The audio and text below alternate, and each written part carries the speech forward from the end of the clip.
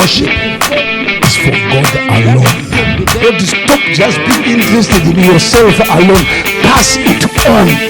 He says, Lord, open my eyes that I may see the harvest, and I will go.